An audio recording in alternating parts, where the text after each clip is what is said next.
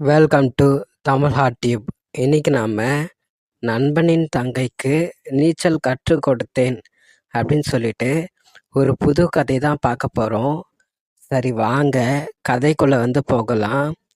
இந்த கதையுடைய கரு என்னன்னா, எப்படி என்னுடைய நண்பனுடைய தங்கச்சிக்கு நான் நீச்சல் கற்றுக் கொடுத்தேன், அதனால் எப்படி எங்கள் 2 பேருக்கும் ஒருத்தர் பிடிச்சி போச்சு அப்படின்றத இந்த கதையில் சொல்ல போகிறேன்.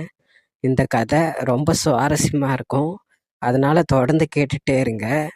சரி வாங்க கதைக்குள்ளே போகலாம்.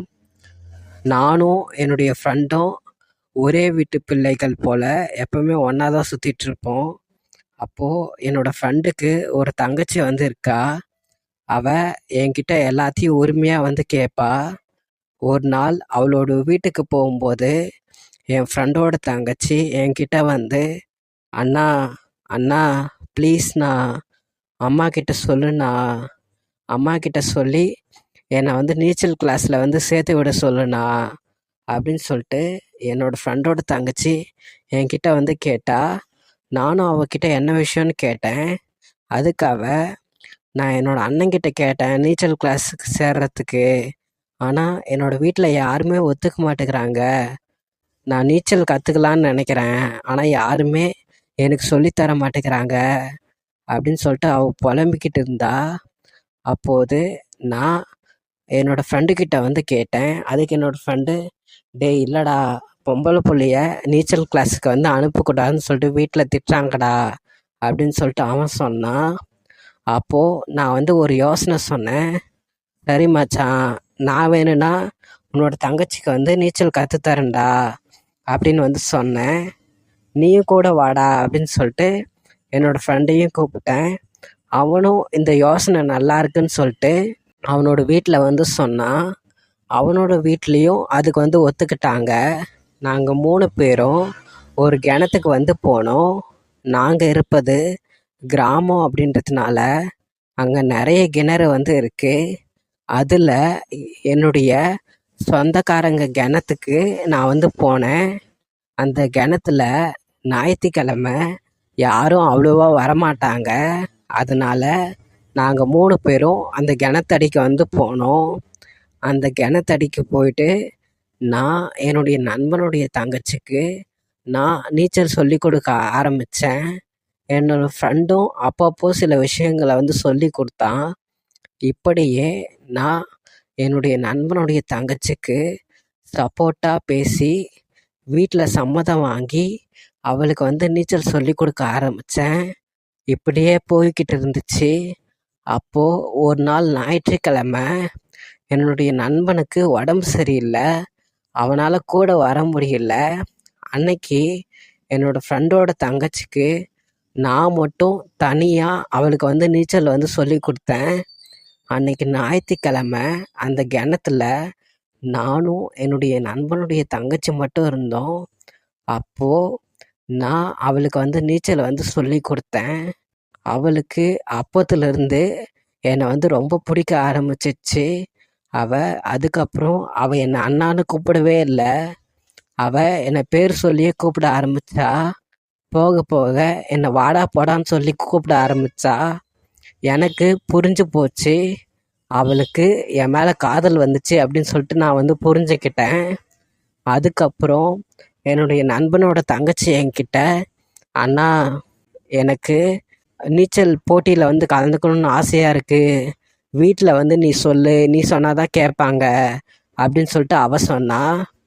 நானும் என்னுடைய நண்பனுடைய அம்மா கிட்ட சொன்னேன். பாவம் அவள் ஆசைப்படுறா, ஒரு பொண்ணோட ஆசையை நம்ம கெடுக்கக்கூடாது அப்படின்னு அவகிட்ட சொன்னேன். என்னுடைய நண்பனுடைய அம்மாவும் சரி நான் ஒத்துக்கிறேன், ஆனால் அவளை நீ தான் கூட்டிகிட்டு போகணும், நீ தான் கூட்டிகிட்டு வரணும் அப்படின்னு சொன்னாங்க. ஏன்னா என்னுடைய நண்பனுடைய வீட்டில் என்னை அவங்களோட புள்ள மாதிரி பார்க்குறாங்க, அதனால தான் அப்படி சொன்னாங்க. நானும் சரி நான் பத்திரமா கூட்டிகிட்டு போகிறேன் அப்படின்னு சொல்லிட்டு நான் என்னுடைய நண்பனுடைய தங்கச்சியை கூப்பிட்டுக்கிட்டு நான் அந்த ஸ்விம்மிங் போட்டி நடக்கிற அந்த இடத்துக்கு நான் போனேன். எனக்கு அதில் கொஞ்சம் விருப்பம் இல்லை. இருந்தாலும் என்னோடய ஃப்ரெண்டோட தங்கச்சிக்காக நான் வந்து கூட்டிகிட்டு போனேன். அதுக்கப்புறம் நான் என்னோடய ஃப்ரெண்டோட தங்கச்சியை அங்கே இருக்க ஸ்விம்மிங் பூல்லையே தினமும் அவளுக்கு வந்து நீச்சல் வந்து சொல்லி கொடுத்தேன். அது வந்து ஒரு ப்ரைவேட் ஸ்விம்மிங் பூலு. அந்த ப்ரைவேட் ஸ்விம்மிங் பூலுக்கு 1 மணி நேரத்துக்கு இவ்வளோ காசு, அந்த 1 மணி நேரத்தில் நம்ம வந்து நீச்சல் எவ்வளோ வேணால் கற்றுக்கலாம் அப்படின்னு வந்து டைம் இருக்குது. அந்த டைமுக்கு நாங்கள் டெய்லியும் 1 மணி நேரம் அங்கே போயிட்டு நீச்சலை வந்து கற்றுக்க ஆரம்பித்தோம். நான் என்னுடைய நண்பனுடைய தங்கச்சிக்கு போட்டியில் எப்படி பங்கேற்கணும் அப்படின்றதெல்லாம் சொல்லி கொடுத்துக்கிட்டு இருந்தேன். அவளும் நல்லா கற்றுக்கிட்டா. அதுக்கப்புறம் எங்களுக்குள்ள கொஞ்சம் கொஞ்சமாக காதல் வந்து மலர ஆரம்பித்தது. அந்த இடத்துல பெண்கள் தனியாகவும் அப்புறம் பசங்க தனியாகவும் தனித்தனியான நேரத்தில் ஸ்விம்மிங் வந்து கற்றுக்கிட்டு இருந்தாங்க. அங்கே இருக்க மாஸ்டர் வந்து அப்படி தான் கற்றுக் கொடுத்துருந்தாங்க. ஆனால் நான் என்னோடய ஃப்ரெண்டோட தங்கச்சிக்கு தனியாக ஸ்விம்மிங் பூலில் வந்து அவளுக்கு வந்து நீச்சல் வந்து கற்றுக் கொடுத்துக்கிட்டு இருந்தேன். அவள் முதல்ல வந்து கூச்சப்பட்டா. ஆனால் போக போக அவள் என்கிட்ட உரிமையாக பழக ஆரம்பிச்சிட்டா. நானும் அவளுக்கு துணையாக இருந்து அவளுக்கு ஒரு அண்ணனா அவகிட்ட வந்து எல்லாத்தையும் சொல்லி கொடுத்தேன். ஆனால் போக போக அதுவே என் மீது அவளுக்கு வந்து காதல் வர்றதுக்கு வந்து காரணமாயிடுச்சு. முதல்ல என்னுடைய நண்பனோட தங்கச்சியை பற்றி சொல்லணுன்னா, அவள் ரொம்ப அழகாக இருப்பா. அவள் ரொம்ப ஜாலியான டைப்பு. அவள் எல்லார்கிட்டேயும் ரொம்ப ஜாலியாக பேசுவா. நானும் அவளுக்கு நல்லா ஸ்விம்மிங் வந்து கற்றுக் கொடுத்தேன். அவளுக்கும் கொஞ்சம் கொஞ்சமாக எல்லாத்தையும் கற்றுக்கிட்டு நல்லா ஸ்விம் பண்ண ஆரம்பிச்சிட்டா. அவள் நல்லா நீச்சல் அடிக்க ஆரம்பிச்சிட்டா. அதுக்கப்புறம் அங்கே இருக்க மாஸ்டர்கிட்ட சொல்லி, அதுவும் ஒரு பெண் மாஸ்டர்கிட்ட சொல்லி அவளுக்கு வந்து இன்னும் கொஞ்சம் ட்ரைனிங் வந்து கொடுத்தோம். அதில் அவள் ரொம்ப சந்தோஷமாயிட்டா. அவள் சந்தோஷமாகி அதுக்கப்புறம் ஒரு நீச்சல் போட்டியில் வந்து கலந்துக்கிட்டு அந்த போட்டியில் ஃபஸ்ட் ப்ரைஸ் வந்து வாங்கிட்டு அவள் சந்தோஷமாக வந்து என்னை கட்டி பிடிச்சி ரொம்ப தேங்க்ஸ்ண்ணா அப்படின்னு வந்து சொன்னான். நானும் அவகிட்ட கண்டிப்பாக நீ ஃபஸ்ட் ப்ரைஸ் வாங்குவேன்னு எனக்கு தெரியும் அப்படின்னு வந்து சொன்னேன்.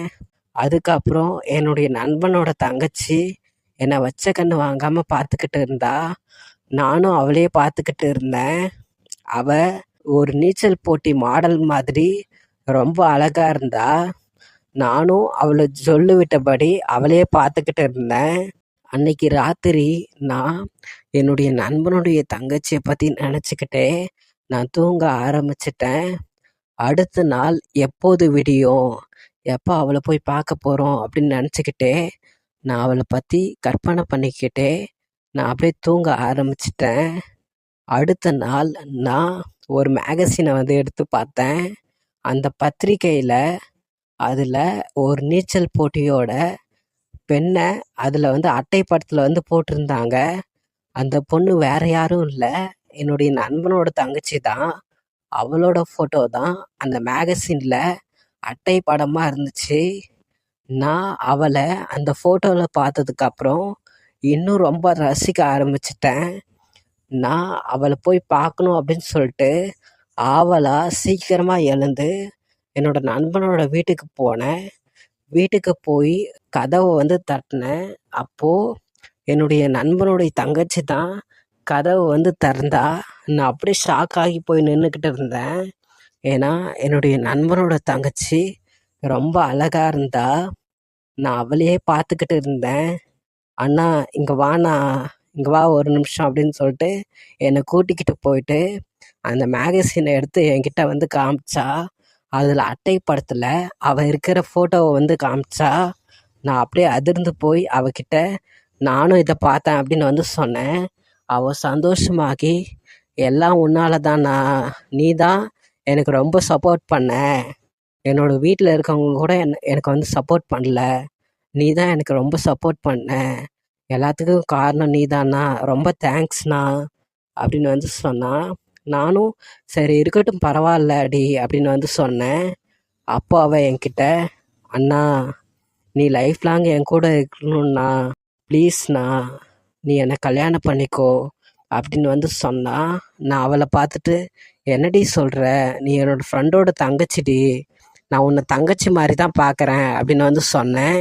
அதுக்கு ப்ளீஸ்டா அப்படின்னு வந்து கேட்டா. நான் அவகிட்ட உன்னோட அண்ணனுக்கு தெரிஞ்சா என்னடி நினைப்பான் என்ன அப்படின்னு வந்து கேட்டேன். அதுக்கு அண்ணா ப்ளீஸ்ண்ணா என்னை கல்யாணம் பண்ணிக்கோ, நான் வந்து என்னோட அண்ணனையும் என்னோட அம்மாக்கிட்டேயும் சொல்லி நான் வந்து சம்மதம் வாங்குறேன் ப்ளீஸ் அப்படின்னு வந்து சொன்னா. நானும் அவளை பார்த்துக்கிட்டே எனக்கு அவள் மீது காதல் வர ஆரம்பிச்சிருச்சு. நானும் அவகிட்ட சரிடி உன்னோட வீட்டில் ஒத்துக்கிட்டா நான் உன்னை கல்யாணம் பண்ணிக்கிறேன் அப்படின்னு வந்து சொன்னேன். அவள் ரொம்ப சந்தோஷத்தில் என்னை அப்படியே பிடிச்சி தூக்கி அப்படியே சுற்ற ஆரம்பிச்சிட்டா. நானும் சந்தோஷமாக இருந்தேன். அதுக்கப்புறம் அவள் என்னை இறக்கி விட்டுட்டு ரொம்ப தேங்க்ஸ்டா, ஐ லவ் யூ அப்படின்னு வந்து சொன்னான். நானும் அவளை பார்த்துக்கிட்டே அவளுடைய கண்களை பார்த்துக்கிட்டே ஐ லவ் யூ டி அப்படின்னு சொல்லிட்டு குஷி ஆனேன். அவள் அப்படியே குத்தாட்டம் போட ஆரம்பித்தா. அவள் ஒரு ஃபோனில் ஒரு சாங் போட்டு அப்படியே குத்தாட்டம் போட ஆரம்பித்தா. அவள் என்னோடய கையை பிடிச்சி அப்படியே டான்ஸ் ஆட ஆரம்பித்தா. நானும் சந்தோஷமாக அவள் கூட வந்து டான்ஸ் ஆடிக்கிட்டு இருந்தேன். அதுக்கப்புறம் நான் அந்த வீட்டை விட்டு அப்படியே வெளியே வந்துட்டேன். அதுக்கப்புறம் என்னுடைய நண்பனோட தங்கச்சி அவனோட வீட்டில் சொல்லி சம்மதம் வந்து வாங்கிட்டா. அவள் எப்படி சம்மதம் வாங்கினா, அதுக்கப்புறம் எங்கள் 2 பேருக்கும் கல்யாணம் ஆச்சா இல்லையா, அதுக்கப்புறம் என்னெல்லாம் ஆச்சு அப்படின்றத நான் அடுத்த பகுதியில் சொல்கிறேன். இந்த கதை ரொம்ப சுவாரஸ்யமாக இருக்கும். எப்படி அவள் சம்மதம் வாங்கினா, எப்படி எங்கள் 2 பேருக்கும் கல்யாணம் ஆயிடுச்சு அப்படின்றத நீங்கள் எனக்கு மெசேஜ் பண்ணி இதோட முழு கதையை வாங்கி கேட்டு என்ஜாய் பண்ணுங்கள். என்கிட்ட பேசணுன்னா கீழே டெலகிராம் அக்கௌண்ட்டும் இன்ஸ்டாகிராம் அக்கௌண்ட்டும் கொடுக்குறேன். அதில் மெசேஜ் பண்ணி என்கிட்ட வந்து பேசுங்க. நன்றி.